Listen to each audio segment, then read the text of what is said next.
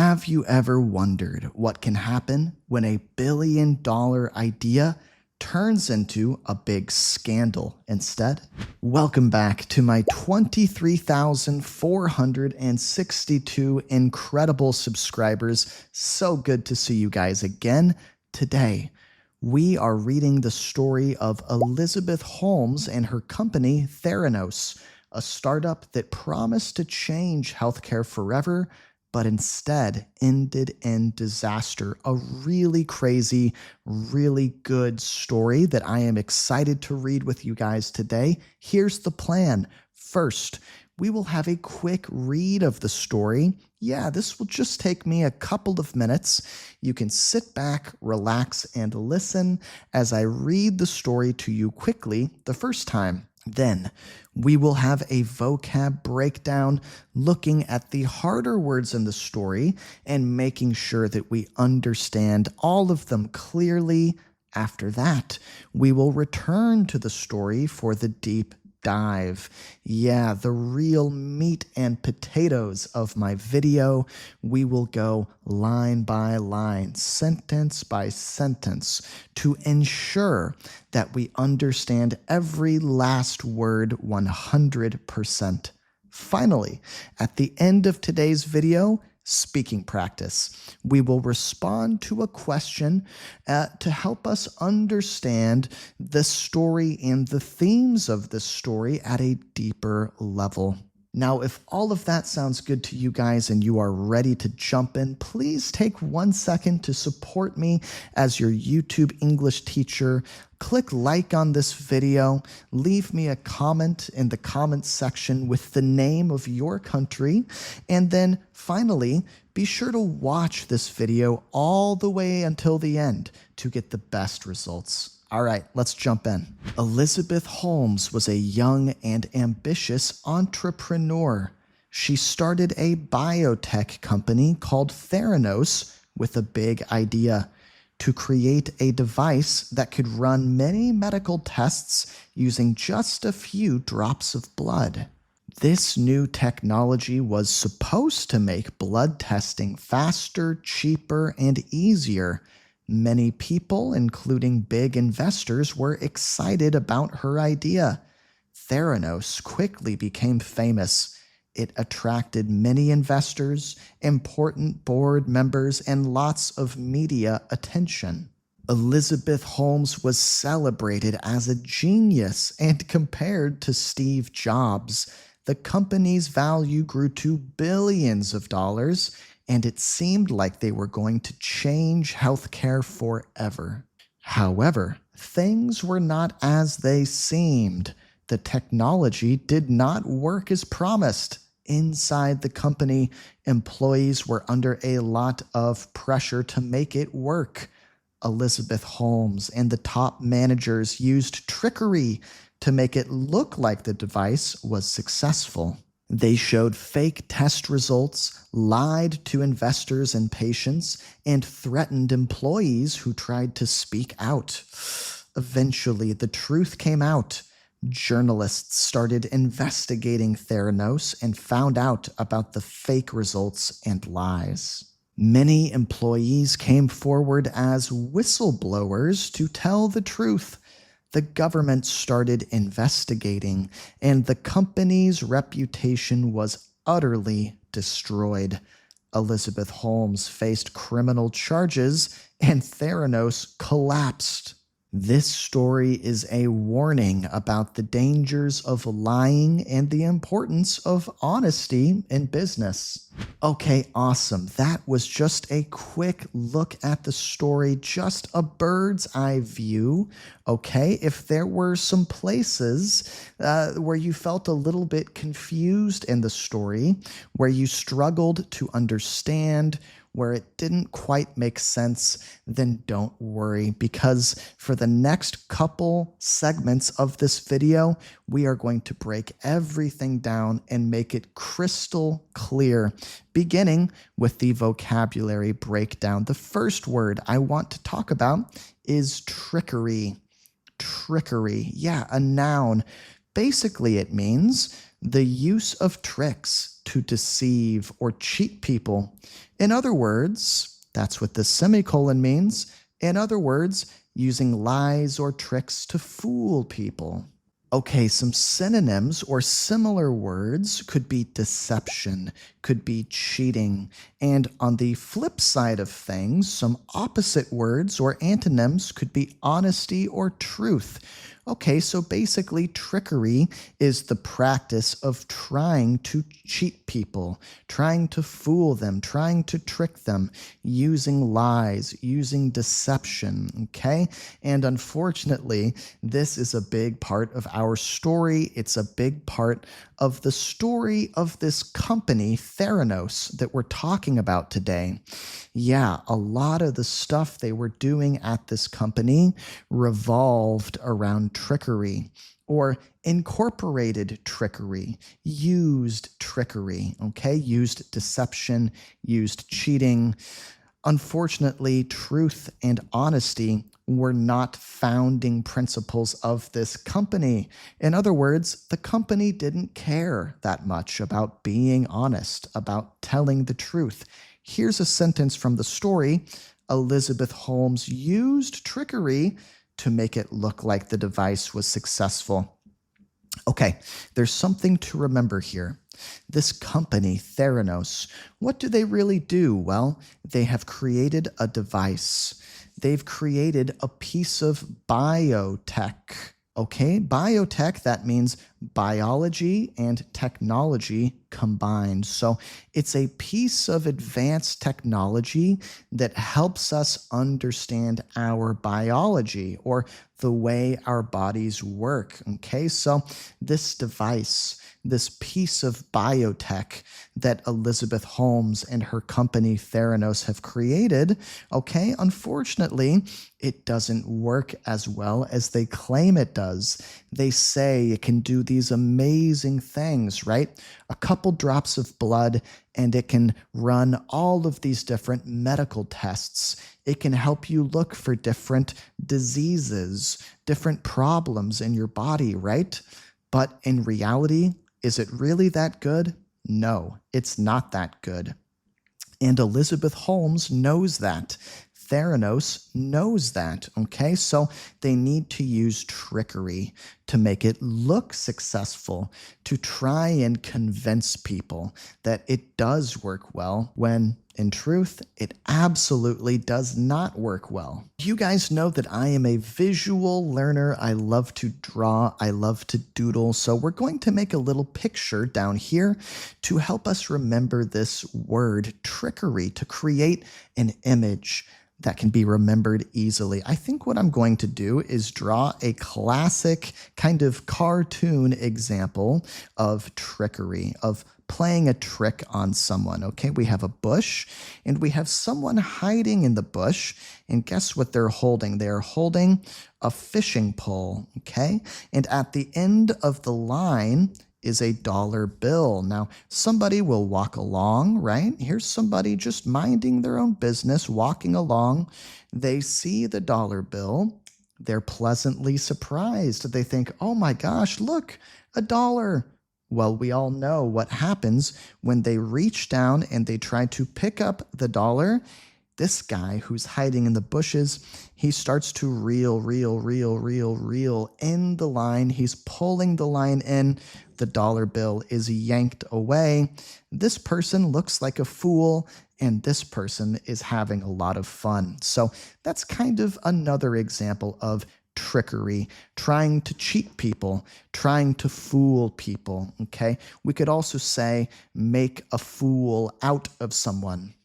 Make them look like a fool, okay? If you guys are channel members, you've clicked the join button or you follow on Patreon, that means you have access to this PDF. So you're following along at home, you can draw a picture of this, or you can draw your own example, something that helps you remember this idea of trickery, the concept of deception and cheating and fooling people. Okay, our second word I'd like to talk about is entrepreneur. Kind of difficult to pronounce, kind of hard to say. Entrepreneur, right? Now, what does that mean? Basically, It's someone who takes on risks to make a profit.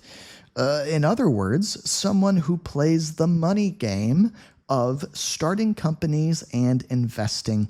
Another way of thinking about it might just be a businessman, right? Somebody who's in the world of business. Maybe they want to start a company. Maybe they want to put their money into an existing company to try and grow it. But there is a key idea here. Being an entrepreneur does not come without some risks, okay? There are risks involved.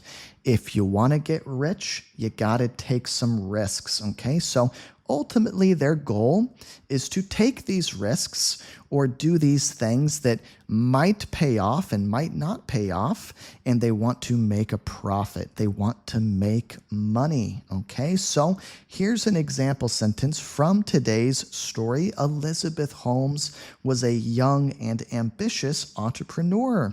Okay, yeah, she had a bright future ahead of her. She had a promising future. A lot of people saw her as being this hot shot. They saw her as being this superstar, okay, a superstar in the world of business. They saw her as being a rock star entrepreneur, a new person in the world of business, a new and exciting public figure. Yeah, like we saw in the story, a lot of people were saying that she was like the next Steve Jobs, who was a huge player at Apple, right? Okay, so, Elizabeth Holmes, she was young, she was ambitious. What does that mean, ambitious? That means she had big, big plans. She had big plans for this company, right? And she was an entrepreneur. She was going to use her money and take some risks and start a company and hope that things worked out well, hope that things worked in her favor. Okay, so just a simple image here. I'm going to draw a young entrepreneur. I'm going to make it a woman, give her a look that looks a little bit like Elizabeth Holmes. Elizabeth Holmes was famous because she always wore a black turtleneck, much like Steve Jobs. Okay, I think she was trying to look like Steve Jobs. Something else she did, just a fun fact here, she would make her voice very low, and she would talk with a really deep voice in these interviews that she would do to try and seem more masculine, to try and seem more like a man, I guess. Okay, so we've got Elizabeth Holmes here, and she takes her money. What does she do? She starts a company with her money, and hopefully the idea is that will take her money, and now there's $2, not one, so she has grown her money. Up next, we have a really fantastic term. I think, native speakers would be really impressed if you guys could use this word effectively, use it correctly. Whistleblower. Whistleblower. A whistle is a tool that you blow to make a big noise, make a big sound, but it means something a little different in the world of big business, big corporations, big companies, right? A whistleblower is someone who tells the truth about illegal actions in their company. Now, we could also say an informant or a truth teller, right? Maybe some opposite words would be an accomplice to a crime or a collaborator, someone who is taking part willingly in the crime, not taking a stand against the crime, right? So it's tough to be a whistleblower, and it can be dangerous to be a whistleblower.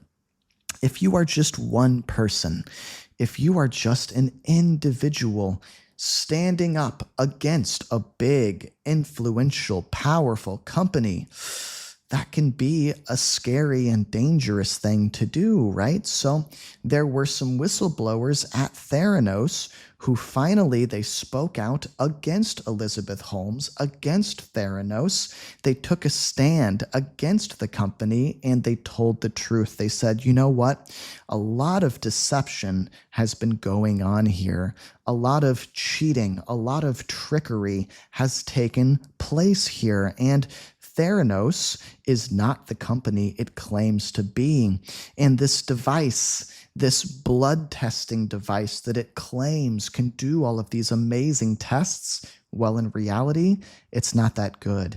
And it can't do these various things that the company claims that it can. Okay, so we had these people come out and tell the truth. Employees came forward as whistleblowers to tell the truth. Now, once again, these people were very brave. It was not easy to do this, to, stick your neck out. Stick your neck out. You're exposing your neck. You are making yourself vulnerable. You are exposing yourself to danger willingly. You're saying, okay, I know this is dangerous, but I'm going to make myself vulnerable. I'm going to stick my neck out. I'm going to take a personal risk in order to do the right thing, in order to take a stand for truth and honesty. So these people, if you think about it, they're kind of like heroes, They did the hard thing, but oftentimes, the right thing to do is also the hard thing to do. Here, I'm going to draw another picture of Elizabeth Holmes looking really evil. Look at her ponytail. Look at her black turtleneck. She has a fire. I'm actually going to change her eyes a little bit. She has a fire in her eyes, a really wicked look in her eyes. She's seeing red as these people take a stand against her. They say, we are not going to spread your lies anymore. And this person is even holding up their hand, telling her to stop. These are the whistleblowers, okay? And they're taking a stand against Elizabeth Holmes in this story, against Theranos, the company. If you guys are longtime subscribers on my channel here, then you know I love idioms. I love sayings. I love expressions. They're so fun. And this story reminded me of an idiom, house of cards. What is a house of cards? Well, there is a literal meaning, right? What does it actually mean if you just think about a house of cards? Well, you take some playing cards and you stack them on top of each other and you make a house with them, right? But there's also a deeper meaning, a figurative meaning, not a literal meaning, not an actual house of cards, a physical house of cards, but a deeper, more figurative meaning to this. It means something that looks strong, but is actually weak and can fail easily. So if you look at a house, right, wow, look at this really big, impressive house, but then you realize, oh, this house is made of cards. Actually, it could collapse at any moment. Okay, so maybe some synonyms, some other ways of saying this could be a really fragile plan is like a house of cards. If something has weak structure, then it's a house of cards. It's just waiting to collapse. Okay, in other words, it could collapse very easily, and it probably will soon. Yeah, it's not sustainable. It's not sustainable. You can't keep living in a house of cards forever. Eventually, there will be a gust of wind. A slight gust of wind will blow into it and knock the whole thing down. So eventually, the house of cards began to collapse. For the illustration, I'm just very quickly going to draw a little picture of a house of cards. Let's pretend that we have 1, 2, 3, 4, 5, 6, 7 playing cards, right, stacked on top of each other, and they've created this house of cards, but then a naughty little kid comes along, and he decides that he's going to blow, and he blows the house of cards and knocks it down very easily, okay? The house of cards becomes a big mess, and, unfortunately, it looked good, but it was really very fragile. Just means weak. These words mean basically the same thing, that something can break very easily or come apart, fall apart very easily. Well done, guys. If you are still with me, if you've made it through the quick read and the vocab breakdown, then you are really doing fantastic. Give yourself a pat on the back. Now let's get into the meat and potatoes. Yeah, what I think is the most substantial, the most useful part of my lesson, the deep dive. Okay, let's go sentence by sentence and make sure we understand the story crystal clear. Elizabeth Holmes was a young and ambitious entrepreneur. We talked about this sentence already in the vocab breakdown. Okay, she was somebody who wanted to grow her money. She wanted to start a company. She was young, very young, actually. I think she was in her 20s when all of this began. I'm not sure exactly, but anyway, she was super young and she was ambitious, meaning that she had a big vision. She had big dreams. She had big plans. So she started or founded a biotech company called Theranos, okay? Remember biotech, it means like biology and technology, like the world of machines and computers for technology, and the world of understanding biology, understanding how your body works. She combined these things, and we call that biotech. So it's a biotech company. She named it Theranos. And the idea behind this company was a big one: to create a device or a little piece of technology, like your phone is a device, an iPad is a device. You could even say these headphones are a listening device. And she wanted to create a device that could run many medical tests using just a few drops of blood. Yeah, she looked at the world of healthcare, right? Taking care of your health. And she saw a problem. If you want to go and do some blood tests, it can be a time intensive and expensive and even scary thing to do because they have to draw a lot of blood, right? Doctors take something called a syringe and they stick it into your arm and they fill it up with blood. They need a lot of blood in order to run these medical tests effectively. And she had this idea, instead of this, what if you could just get results with a couple drops of blood? Maybe you can just prick your finger. Here's a finger, and you prick it painlessly. You prick it with a small needle. You take a couple drops of blood, and you can get a wide range of test results with it. You could test for this disease and that disease and this disease and that disease very effortlessly, very conveniently. This new technology was supposed to make blood testing faster and cheaper and easier, just like what I was just saying. Many people, including big investors, people who want to grow their money by investing in the company, well, these people, they were very excited about her idea. They said, Elizabeth, what a great idea. I'm going to give you some of my money. I'm a big investor, and hopefully your company will do well. When your company does well, I will do well too. We will go to the top hand in hand, right? So Theranos, this biotech company, quickly became famous. Everyone knew about it. Everyone was talking about it.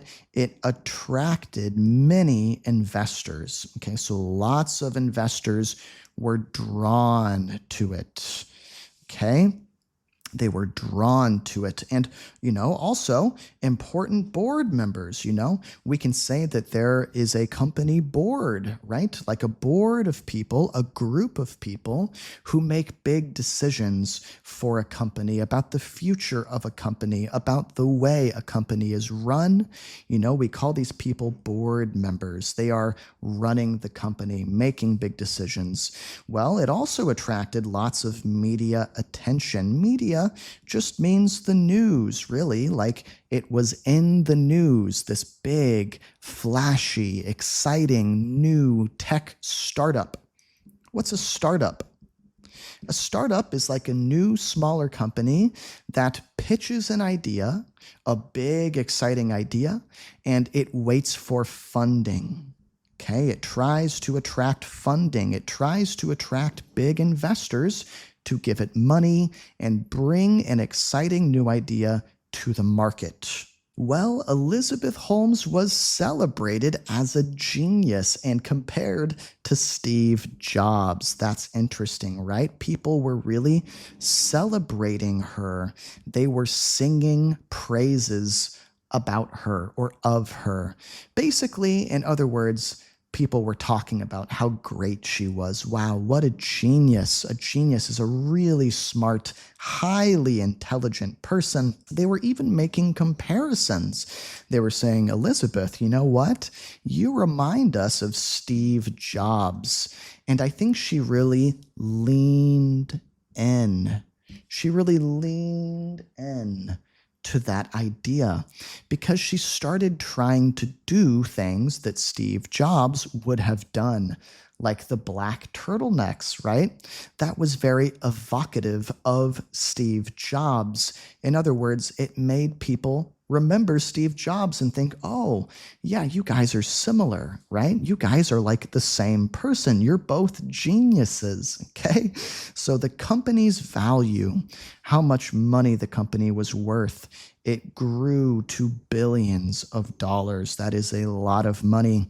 And it seemed like they were going to change healthcare forever.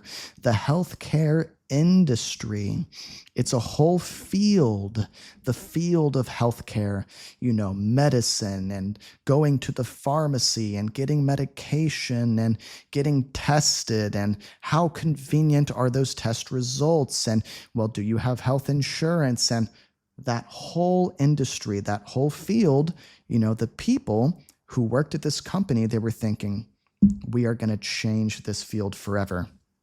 They decided that they were a unicorn company. What does that mean? It's kind of an investor's term, a word that you see used in the world of investing, the world of money, right? If a company is a unicorn company, then it's like a 1 in a million chance for investors to get very, very rich. In other words, these kinds of investing opportunities are, once in a blue moon, 1 in a million. They almost never happen. So they're very, very lucrative, very, very valuable. In other words, you can make a fortune. However, here's where the conflict in our story comes in. Conflict means problem, right? Here's where the issues come in. However, things were not as they seemed. I love this expression. Things were not as they seemed. On the surface, as far as appearances go, everything was hunky-dory. That's a kind of an old-timey expression that means everything was going good. Everything is looking great. But in reality, behind the scenes, things are not how they appeared to be. Things were much darker. The technology did not work as promised. They had a lot of issues with this little device that can take a couple drops of blood and run all of these test results. One issue was it wasn't enough blood. The reality is that if you're going to do blood testing, you need the syringe. It was this unavoidable problem. And inside the company, employees, they were under a lot of pressure to make it work. Employees, the people who worked at Theranos, they were under a lot of pressure. They were facing a lot of stress. They were really stressed out. They were pulling their hair out, right?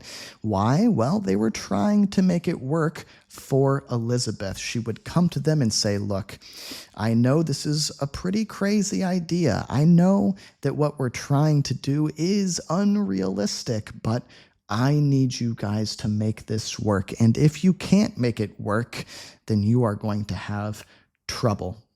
You are going to have problems. I will make trouble. I will make problems for you if you can't give me what I want. So Elizabeth Holmes and the top managers at her company, they used trickery to make it look like the device was successful. But in reality, they were lying to people because their device, which was supposed to be this miraculous, miracle device that could do all of these amazing things, the reality, it couldn't do those things that they claimed it could do.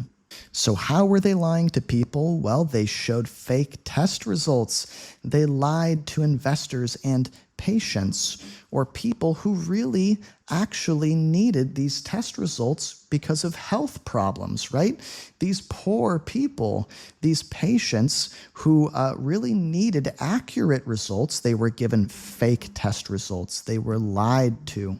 And also, the management at Theranos, Elizabeth Holmes and her cronies, the crooks, the bad people who she was working with, they threatened employees who tried to speak out. If an employee tried to become a whistleblower, one of our vocab words, if an employee tried to tell the truth, they were threatened. Elizabeth Holmes and the bad people who she was working with would make threats against them. But eventually, in the end, the truth did come out. It came out. Journalists, people who report the news, people who talk about big news stories, well, they started investigating. They started looking into Theranos. Guess what they found out? They found out about the fake results, and they found out about the lies, and they also found out how Elizabeth Holmes and Theranos would threaten their employees, make threats against the people who worked for them. Once journalists got involved, many employees finally did come out as whistleblowers, come forward as whistleblowers, step forward as whistleblowers. All of these mean the same thing. It means they became whistleblowers. They decided to tell the truth. And the government started investigating. The government is getting involved. That's how you know that things are getting really sticky, really complicated, really bad, okay? And the company's reputation, or, what people think about the company, it was utterly destroyed. Ooh, if something is destroyed, that means it is broken, it has been dismantled, it has been blown up, basically. But if something is utterly destroyed, then that means there is nothing left. It is completely, thoroughly destroyed, from top to bottom. It is gone. It is done. Elizabeth Holmes faced criminal charges and Theranos collapsed. Okay, so Elizabeth Holmes, she had to deal with criminal charges. She was taken to court and tried in court as a criminal.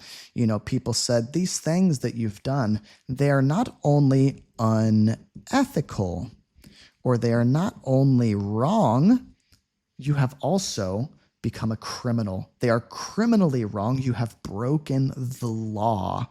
You have broken the law. Her company collapsed. Her company, like a house, fell in on itself and collapsed. So guys, this story is a warning about the dangers of lying and the importance of honesty in business, right? All of these lies, all of the trickery, all of the deception, in the end, it caught up with them. It caught up with them. They couldn't run forever. Now, before we come to the final segment of today's lesson, before we dive into the speaking practice to improve our spoken English, I wanted to give a quick shout out, a quick thanks to my channel members, the people who have clicked the join button on my YouTube channel, or they follow me on Patreon. There are a lot of benefits to being a member. They get PDFs for all of my lessons, so they can follow along at home. They can preview the lessons. They can review the lessons. Okay, so my lessons are a lot more impactful, a lot more effective for these people, right? They also get lots of bonus videos. I did a new bonus video just this week. Okay, so there are hours and hours of videos of bonus content that you can get if you decide to support me and become a member. You also get voting rights. Yeah, you kind of become a producer of my videos and my content. In other words, you can help me pick a direction for this YouTube channel. If you want more of a certain kind of content and less of another kind of content, you can submit your opinions and let me know, and I will take your opinions into consideration. Of course, lastly, you are supporting Teacher Connor. This channel is growing quickly, but it's still a very small YouTube channel, and I'm just a small YouTuber. So every time somebody clicks the join button, every time someone goes to patreon.com/English with Connor and signs up, it's only $5 a month. This helps me tremendously, and it brings me that much closer to being able to quit my job, quit my day job, and do this full time. Full time, right? That's my goal. That's what I want to do, is become a full-time YouTuber and become your full-time English YouTuber, your full-time English tutor. So once again, a big thank you to my channel members. All right, guys, we had the quick read of the story. We read it quickly. We had a vocab deep dive. We looked at all of these difficult vocabulary words, all of these challenging ideas. We went back to the story for a deep dive. Now it's time to discuss an idea related to the story and have some speaking practice. So here's my question for you to think about and respond to. Do you consider yourself to be an entrepreneur? What is the best financial decision you've made in recent years? Now, you guys can take the full minute and talk out loud to respond to this question. Or if you'd rather practice your writing skills, you can take that minute and leave me a comment in the comments section of this video. But I'm going to go first and give you a demonstration of what I'd like you to try and do. I will respond to this question, okay? I'll take a full minute to do that. So here's my response. I don't really consider myself an entrepreneur, even though there are tons of entrepreneurs in my family. Yeah, I come from a big family of entrepreneurs, people who have started businesses, people who invest, people who try to grow their money and play the money game in a smart way to increase their wealth, increase their riches, increase their fortune. But as for me, I'm not really that into the world of investing and starting businesses, I think probably the most entrepreneurial thing that I've done is start this YouTube channel because, I want to be my own boss. I want to work for myself. I want to make my own decisions when it comes to my job. So every day with every new subscription, I get a little closer. All right, that was my 1 minute response. It's your turn. Knock it out of the park. Go ahead.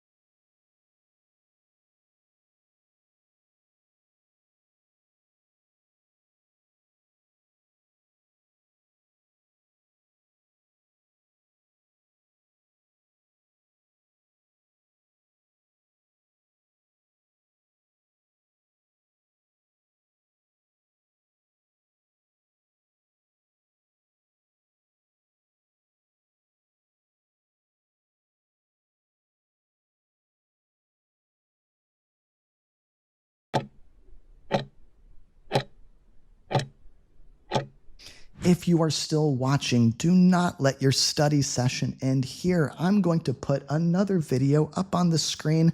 Come on, let's keep going. Let's keep learning. Every one of these deep work lessons is so valuable, so beneficial to you and your English progress. Make that investment in yourself. Keep going. I'll meet you there.